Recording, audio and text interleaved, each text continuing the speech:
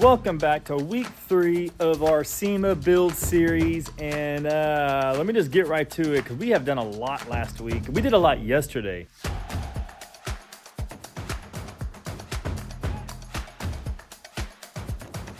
And we're about to do some major stuff today, so check it out.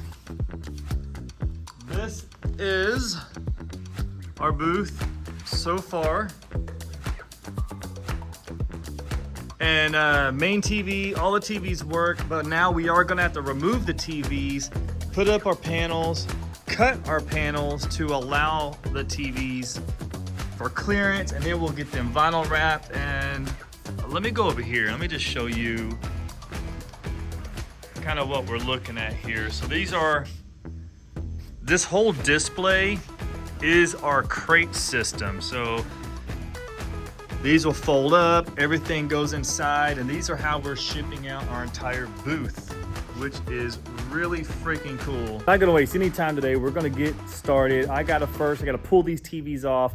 I do have to make some little changes to the artwork that's gonna go in the back.